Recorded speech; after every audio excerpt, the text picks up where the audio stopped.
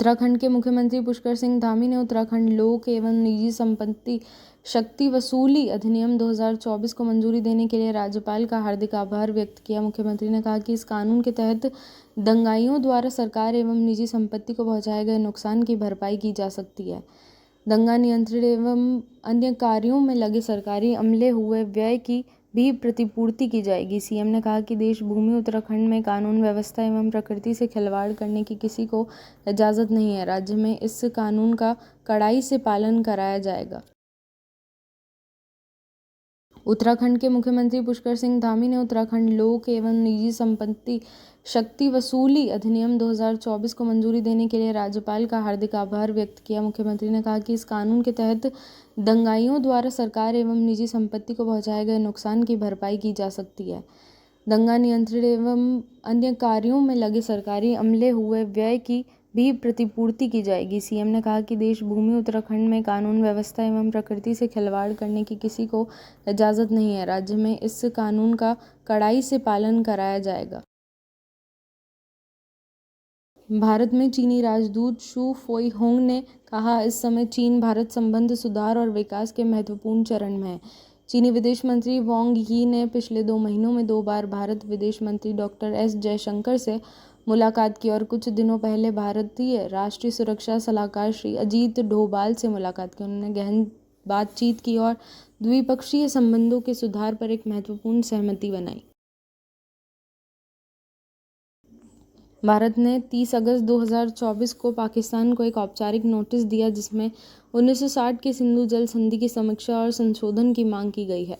इस कदम समझौते के कामकाज से उनकी बढ़ती हताशा को दर्शाता है। विशेष रूप से सीमा पार की नदियों से संबंधित विवादों को संभालने प्रति इस्लामाबाद के अड़ियल रवैये को मामले से परिचित लोगों ने कहा कि यह संधि के संशोधन के लिए अधिसूचना के बाद, जैसे भारतीय पक्ष ने 25 जनवरी 2023 को बताया था।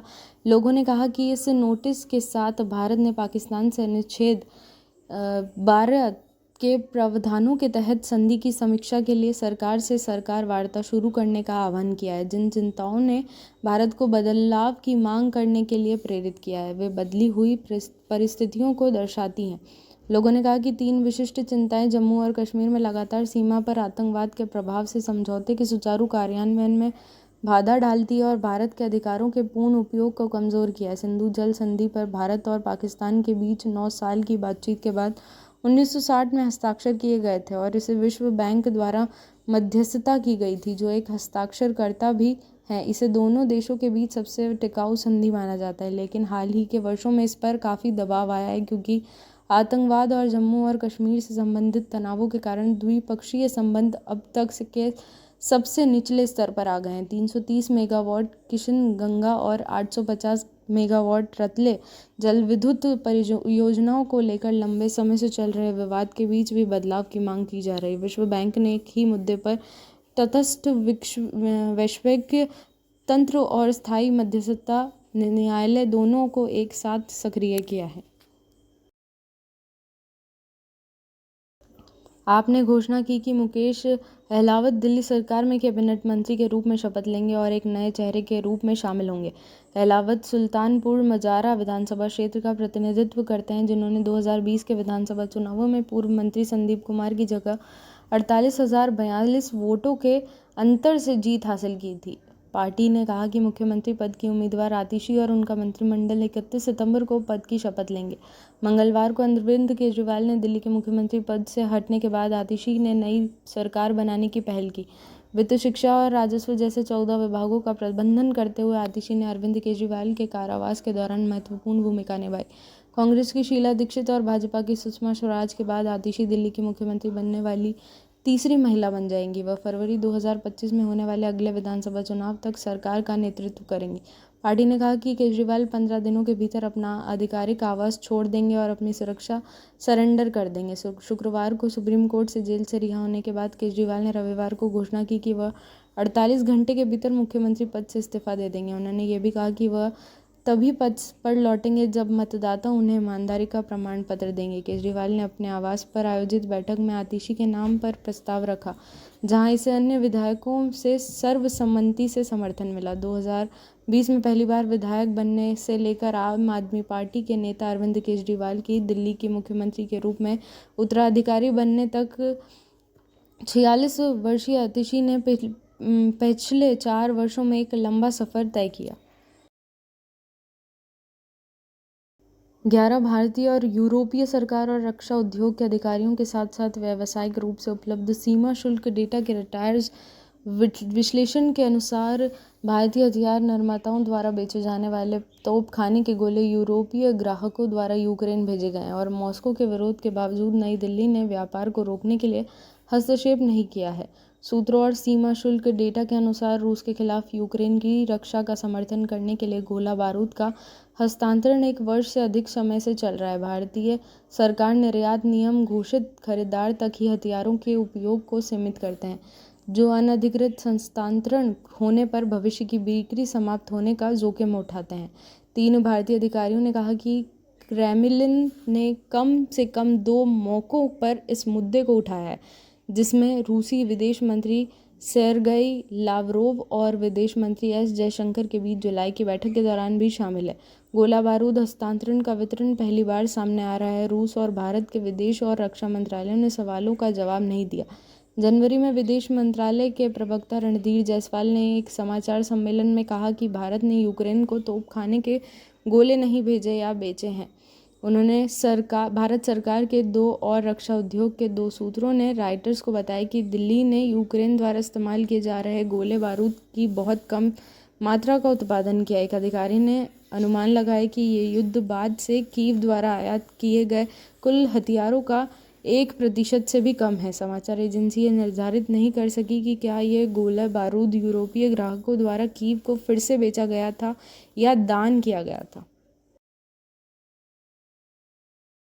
पुणे की महिला की मां द्वारा अनसर्ट एंड यंग इंडिया के प्रमुख को लिखे गए एक पत्र के वायरल होने के बाद इस घटना से सोशल मीडिया पर भारी आक्रोश फैल गया। केंद्र ने कहा कि वह उन परिस्थितियों की जांच कर रहा है जिसके कारण अनसर्ट एंड यंग इंडिया की 26 वर्षीय चार्टर्ड अकाउंटेंट की कथित तौर पर अत्यधिक काम के दबाव के कारण मौत हो गई। पुणे की महिला की मां द्वारा अनसर्ट एंड यंग इंडिया के प्रमुख को लिखे गए एक दिल दहला देने वाले पत्र के वायरल होने के बाद इस घटना से सोशल मीडिया पर भारी आक्रोश फैल गया।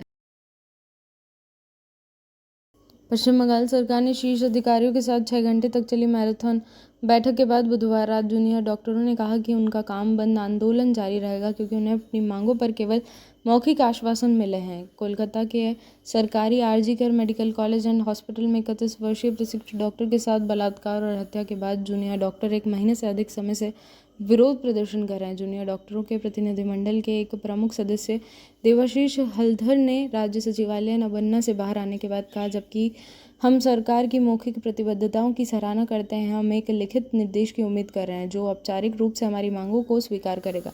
तब तक हम अपनी मौजूदा कार्यवाही को जारी रखेंगे। पश्चिम बंगाल जूनियर डॉक्टर्स फोरम के बैनर तले जूनियर डॉक्टरों ने इस बात पर जोर दिया कि बैठक के आधिकारिक मिनटों में मौखिक आश्वासनों को शामिल करना सरकार की ओर से संभावना और प्रतिबद्धता का संकेत होता है। प्रतिनिधिमंडल ने इस बात पर निशाना व्यक्त किया कि उनकी मांगों को बैठक के विवरण में शामिल नहीं किया गया और कहा कि वे अपने सहयोगियों के साथ इस पर चर्चा करेंगे। प्रधानमंत्री नरेंद्र मोदी ने कांग्रेस नेशनल कॉन्फ्रेंस और पीडीपी पर जम्मू कश्मीर के युवाओं के हाथों में पत्थर थमा देने और राजनीतिक लाभ के लिए उनका भविष्य बर्बाद करने का आरोप लगाया। श्रीनगर में एक चुनावी रैली को संबोधित करते हुए उन्होंने कसम खाई कि वह जम्मू कश्मीर के 3 परिवारों को पूर्ववर्ती राज्य की एक और पीढ़ी को बर्बाद नहीं करने देंगे। हमारे युवा स्कूल और कॉलेजों के बाहर पढ़ाई से दूर थे और ये 3 परिवार उनके हाथों में पत्थर थमाकर खुश थे। इन लोगों ने अपने फायदे के लिए हमारे बच्चों का भविष्य बर्बाद कर दिया। जम्मू कश्मीर के खिलाफ साजिश रचने वाली हर ताकत को हराना होगा। यहाँ के युवाओं को रोजगार के अवसर प्रदान करना मोदी का इरादा है, मोदी का वादा है। पीएम मोदी ने कहा, भाजपा का दावा है कि तीनों पार्टियों कांग्रेस, एनसी और पीडीपी वंशवाद की राजनीति करती है। उन्होंने कहा, मैं इन 3 परिवारों के हाथ हमारी एक पीढ़ी को बर्बाद नहीं होने दूंगा, इसलिए मैं ईमानदारी से यहाँ शांति बहाल करने के लिए काम कर रहा हूँ। आज पूरे जम्मू कश्मीर में स्कूल और कॉलेज सुचारू रूप से चल रहे हैं। बच्चों के हाथों में कलम, किताबें और लैपटॉप है। आज स्कूलों में आग लगने की कोई खबर नहीं है, बल्कि नए स्कूल, नए कॉलेज, एम्स मेडिकल कॉलेज और आईआईटी बनने की खबरें हैं। उन्होंने कहा कि तीनों परिवार सोचते हैं कि किसी भी तरह से सत्ता हथियाना उनका जन्मसिद्ध अधिकार है। उन्होंने उन पर जम्मू कश्मीर में भय और अराजकता फैलाने का आरोप लगाया। उन्होंने कहा कि उनका राजनीतिक एजेंडा जम्मू कश्मीर के लोगों को उनके वैध अधिकारों से वंचित करना रहा है। उन्होंने जम्मू कश्मीर के केवल भय और अराजकता दी है, लेकिन अब जम्मू कश्मीर इन तीनों परिवारों की गिरफ्त में नहीं रहेगा। अब यहाँ का हमारा युवा उन्हें चुनौती दे रहा है। जिन युवाओं को उन्होंने आगे नहीं बढ़ने दिया, वे उनके खिलाफ सामने आ गए हैं। इन तीन परिवारों के शासन में जम्मू कश्मीर के युवाओं ने जो पीड़ा झेली है वह अक्सर सामने नहीं आ पाती है। कई रिपोर्टों के अनुसार इजरायली अधिकारियों ने ईरान समर्थित संगठन द्वारा उनकी साजिश का पता लगा लिए जाने की चिंताओं के बीच लेबनान में तय समय से पहले हज़ारों हिज़बुल्लाह पेजर विस्फोट कर दिए। न्यूयॉर्क पोस्ट की रिपोर्ट के अनुसार कथित तौर पर प्रधानमंत्री बेंजामिन नेतन्याहू द्वारा अनुमोदित यह निर्णय खुफिया जानकारी से प्रभावित था, जिसमें कहा गया था कि हिज़बुल्लाह ने उपकरणों के भीतर छिपे विस्फोटकों का पता लगा हो सकता है। पेजर मुख्य रूप से AR-924 मॉडल कथित तौर पर ताइवान के निर्माता गोल्ड अपोलो से लेबनान भेजे जाने से पहले संशोधित किए गए थे। विस्फोटकों को रिमोट एक्टिवेशन स्विच के साथ बैटरी के पास प्रयोरोपित किया गया था, जिसमें समन्वित विस्फोट की अनुमति मिलती है। शुरुआती इस हमले के बाद बुधवार को विस्फोटों की दूसरी लहर आई, जब हिज़बुल्लाह द्वारा इस्तेमाल किए जाने वाले वॉकी टॉकी रेडियो में भी विस्फोट हुआ। CIA के भूतपूर्व ऑपरेटिव बेयर ने कहा कि हाल ही के हमले ने हिज़बुल्लाह को अपने संचालन को प्रभावी ढंग से समन्वित करने में असमर्थ बना दिया, जिससे चल रहे संघर्ष में इजरायल को रणनीतिक लाभ मिल रहा है। बेयर ने कहा कि इजरायल के रक्षा मंत्री की टिप्पणियों से पता चलता है कि गाज़ा पर ध्यान केंद्रित करने के बाद इजरायल ने हिज़बुल्लाह की ओर अपना ध्यान केंद्रित किया। उन्होंने चेतावनी दी कि वृद्धि से लेबनान पर आक्रमण या व्यापक बमबारी हो सकती है। उन्होंने हिज़बुल्लाह की आपूर्ति और संचार नेटवर्क में इजरायल के उल्लंघन को समूह के लिए एक बड़ी हार बताया। कई रिपोर्टों में कहा गया है कि हिज़बुल्लाह ने इस साल की शुरुआत में पेजर का उपयोग करना शुरू कर दिया था, क्योंकि उन्हें चिंता थी कि उनके सेल फोन इजरायल की निगरानी और संभावित हमलों के लिए असुरक्षित थे। समूह के नेताओं ने सदस्यों को इन पुराने संचार उपकरणों के पक्ष में अपनी स्मार्टफोन को त्यागने की सलाह दी थी। हालांकि यह बदलाव घातक साबित हुआ, क्योंकि पेजर से समझौता किया गया था। आतंकवाद के वित्त पोषण पर निगरानी रखने वाली संस्था फाइनेंशियल एक्शन टास्क फोर्स ने कहा कि भारत ने उनकी सिफारिशों के साथ तकनीकी अनुपालन का उच्च स्तर हासिल किया है और अवैध वित्त से निपटने के उपायों को लागू करने के लिए महत्वपूर्ण कदम उठाए। गुरुवार को जारी एक रिपोर्ट में निगरानी संस्थान ने हालांकि यह भी कहा कि देश को अपनी प्रणाली में सुधार करने की आवश्यकता है, क्योंकि अर्थव्यवस्था लगातार बढ़ रही है। साथ ही मनी लॉन्ड्रिंग और आतंकवादी वित्त पोषण के लिए तेजी से सुनवाई की आवश्यकता की ओर इशारा किया। भारत को नियमित अनुवर्ती श्रेणी में रखा गया है। एक ऐसा अंतर है जो इसे केवल 4 अन्य G20 देशों के साथ साझा है। आपसी मूल्यांकन रिपोर्ट में कहा गया है कि अवैध वित्त से निपटने के लिए भारत के उपायों को FATF-APG समूह on money laundering and financing of terrorist financing के संयुक्त मूल्यांकन ने निष्कर्ष निकाला है कि भारत ने एंटी मनी लॉन्ड्रिंग और आतंकवाद विरोधी वित्त पोषण रिपोर्ट में कहा गया है कि भारत में अधिकारी वित्तीय खुफिया जानकारी का अच्छा उपयोग करते हैं और घरेलू और अंतर्राष्ट्रीय स्तर पर प्रभावी ढंग से सहयोग करते हैं। मूल्यांकन में कहा गया है कि भारत जनसंख्या के हिसाब से दुनिया का सबसे बड़ा देश है और यहाँ सबसे ज़्यादा प्रवासी रहते हैं। यह एक निम्न मध्यम आय वाला देश है, जहाँ जिसकी अर्थव्यवस्था दुनिया की सबसे तेज़ी से बढ़ने वाली अर्थव्यवस्थाओं में से एक है, जो वर्तमान में दुनिया की 5वीं सबसे बड़ी अर्थव्यवस्था है। रिपोर्ट में कहा गया है कि भारत के मुख्य मनी लॉन्ड्रिंग जोखिम देश के भीतर अवैध गतिविधियों से उत्पन्न होते हैं, मुख्य रूप से धोखाधड़ी से संबंधित, जिसमें साइबर सक्षम धोखाधड़ी, भ्रष्टाचार और नशीले पदार्थों की तस्करी शामिल है। आंध्र प्रदेश के मुख्यमंत्री नारा चंद्रबाबू नायडू की तिरुमाला मंदिर में बनने वाले लड्डू प्रसादम में पशु वसा के इस्तेमाल पर टिप्पणी के विवाद खड़ा कर दिया है और तिरुमला तिरुपति देवस्थानम हलकों में चर्चा का विषय बन गया है। राज्य में NDA शासन के 100 दिन पूरे होने का जश्न मनाने के लिए बुधवार को विजयवाड़ा में आयोजित एक बैठक में नायडू ने पूर्ववर्ती YSR कांग्रेस शासन के दौरान तिरुमाला मंदिर में पवित्र प्रसाद तैयार करने के लिए इस्तेमाल किए जाने वाले घी में पशु वसा सहित मिलावट का उल्लेख किया था। हालांकि TDD अतीत में पवित्र प्रसाद की खराब गुणवत्ता के साथ साथ आने वाले तीर्थयात्रियों को वितरित किए जाने वाले खाद्य पदार्थों के लिए लगातार आलोचना का शिकार रहा है। लेकिन घी में पशु वसा के कथित उपयोग पर मुख्यमंत्री की टिप्पणी ने विवाद खड़ा कर दिया है। टीडीडी के कार्यकारी अधिकारी जे श्यामला राव ने 2 महीने पहले घटिया गुणवत्ता का घी आपूर्ति करने वाले घी विक्रेता को काली सूची में डालने की घोषणा की थी और यहाँ तक कि आपराधिक मामला दर्ज कराने की भी घोषणा की थी। 8.5 लाख किलोग्राम की आपूर्ति के लिए दिए गए टेंडर में से उक्त कंपनी पहले ही टीडीडी को 88,000 किलोग्राम की आपूर्ति की, जिसमें 20,000 किलोग्राम की गुणवत्ता घटिया पाई गई, जैसा कि टीडीडी के लैब टेस्ट के दौरान पाया गया। हालांकि यह स्पष्ट नहीं है कि घटिया गुणवत्ता वाला घी और पशु वसा वाला घी एक ही कंपनी का है या नहीं।